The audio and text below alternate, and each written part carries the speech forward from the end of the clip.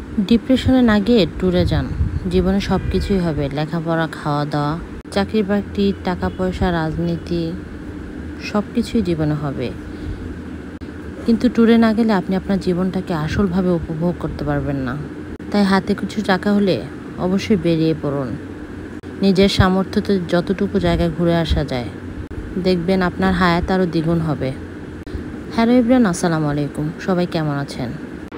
12ই August আমরা সবাই মিলে গিয়েছিলাম সিলেটের সুনামগঞ্জ তাহেরপুরের টাঙ্গুয়ার হাওর অনেক বেশি ফেমাস। আমরা এর আগেও একবার গিয়েছিলাম। তখন ট্যুরিস্টদের আনাগোনা এত বেশি ছিল না, কিন্তু এখন এখানে অনেক ট্যুরিস্টরা ঘুরতে যায়। আমরা গিয়েছিলাম স্লিপিং কোচ ইম্পেরিয়াল এক্সপ্রেসে। পরিবারের মোটামুটি অনেক সদস্য মিলেই গিয়েছিলাম। আমি, আমার পরিবার, বাবা, মা, নানু, ছোট বোনের হাজব্যান্ড। আমরা মোটামুটি 7-8 জন মিলে সিলেটের উদ্দেশ্যে রওনা হলাম। আমাদের বাসের সময় ছিল 10:15। আমরা 9টার মধ্যে আরামবাগে পৌঁছে গিয়েছিলাম।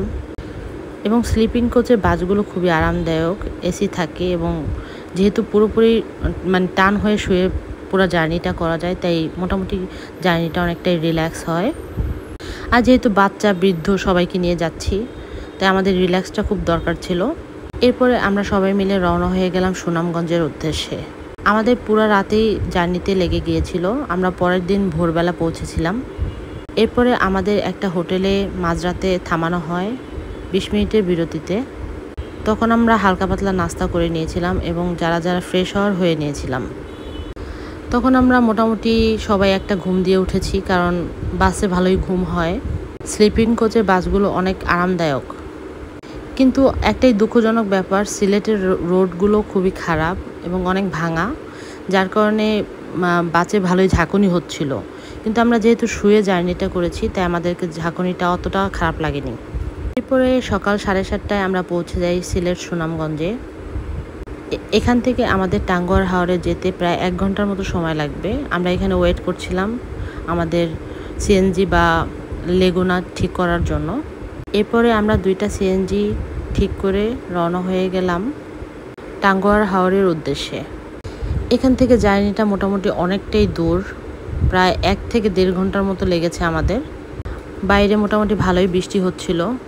এর মধ্যে আমরা প্রাকৃতিক পরিবেশ উপভোগ করতে করতে যাচ্ছিলাম।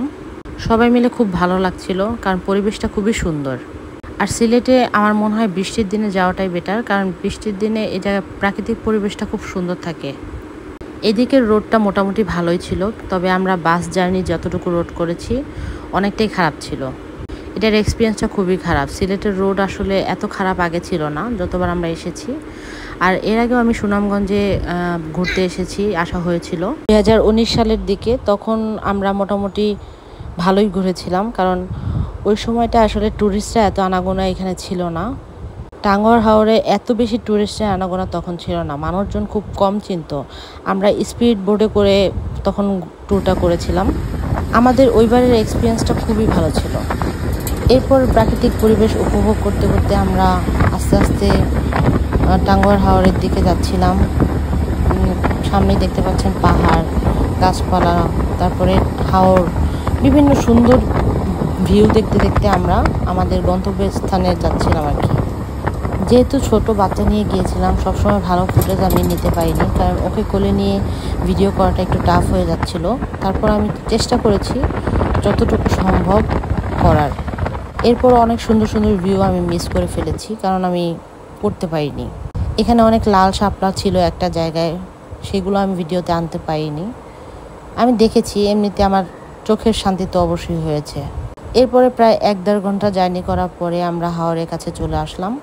হাওরে এরকম বোর্ড সাজানো আছে, অনেক বোর্ড। আপনারা এখানে এসেও হয়তোবা বুকিং করা যায়, কিন্তু আমরা ঢাকায় বসে বুকিং করে এসেছিলাম।